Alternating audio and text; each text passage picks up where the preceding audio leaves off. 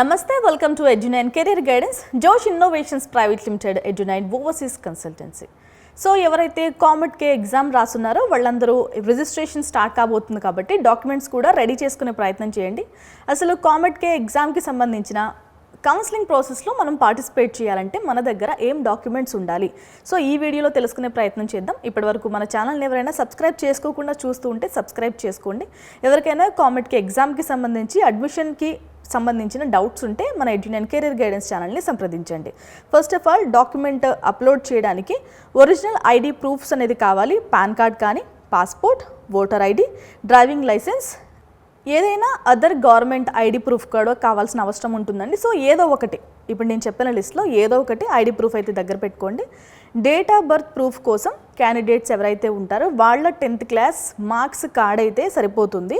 ఓకేనా, 12th marks card అయితే కావాలండి. ఇక్కడ పర్టికులర్గా మెన్షన్ చేసిన కండిషన్ ఏంటంటే క్రాప్ చేయకండి అని వాళ్ళు పర్టికులర్గా చెప్పారు. సో బాటమ్ని టాప్ని ఎవరు క్రాప్ చేసే ప్రయత్నం చేయకండి, క్రాప్ చేయకండి. నెక్స్ట్ డాక్యుమెంట్ వచ్చేసి అడ్మిట్ కార్డ్, లేదంటే hall ticket, information of 12th, లేదంటే second PUC equivalent exam. So ఏదున్నా పర్వాలేదు, మన దగ్గర మోస్ట్లీ హాల్ టికెట్ ఉంటుంది, అడ్మిట్ కార్డ్ ఉంటుంది. Hall ticket 12th hall ticket మనకి 12th మార్క్ షీట్ పైన ఉంటుంది కాబట్టి ఎలాంటి ఇబ్బంది లేదు. సో అది కూడా దగ్గర పెట్టుకోండి.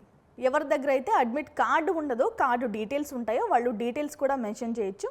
అడ్మిట్ కార్డ్ ఇన్ఫర్మేషన్ అంటే రోల్ నెంబర్ ఎంటర్ చేయొచ్చు, school number, admit card ID number. So ఇలాంటివి ఇన్ఫర్మేషన్ ఏమైనా ఉన్నా కూడా ప్రొవైడ్ చేయండి. మొత్తం అన్ని క్యాపిటల్ లెటర్స్లోనే రాసే ప్రయత్నం చేయండి. నెక్స్ట్ డాక్యుమెంట్ వచ్చేసి కామెట్కే అడ్మిట్ కార్డ్ ఆర్ టాట్. కామెట్కే అడ్మిట్ కార్డు ఉంటుంది కాబట్టి దాన్ని దగ్గర పెట్టుకోండి. మొత్తం ఇవన్నీ మనం 1 MB లోపే స్కాన్ చేయాల్సిన అవసరం ఉంటుంది. వాళ్ళు ఇచ్చిన ఫైల్ సైజ్ అయితే అది.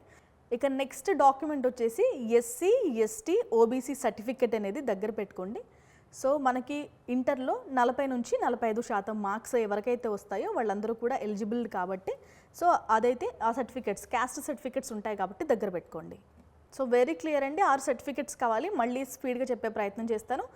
ఒరిజినల్ ఐడి ప్రూఫ్ కావాలి, డేట్ ఆఫ్ బర్త్ కోసం 10th class and 12th mark sheet కావాలి, అడ్మిట్ కార్డ్ కావాలి, కామ్డీకి అడ్మిట్ కార్డ్ కావాలి, క్యాస్ట్ సర్టిఫికెట్ కావాలి. సో 6 సర్టిఫికెట్స్ కావాలి. ఈ 6 డాక్యుమెంట్స్ రిజిస్ట్రేషన్ టైంకి మీ దగ్గర పెట్టుకునే ప్రయత్నం చేయండి. Thanks for watching. ఏమైనా డౌట్స్ ఉంటే అడ్మిషన్కి సంబంధించి ఎలా రిజిస్ట్రేషన్ చేసుకోవాలి, లేదంటే కౌన్సిలింగ్ ప్రాసెస్ ఎలా ఉంటుంది, మా ర్యాంక్కి ఏ సీట్ వచ్చే అవకాశం ఉంది, ఏ కాలేజ్లో అప్లై చేసుకోవాలి, ఇలాంటి డౌట్స్ ఏమైనా ఉంటే మన ఎడ్యునైన్ కెరీర్ గైడెన్స్ ఛానల్ని సంప్రదించండి. Thanks for watching.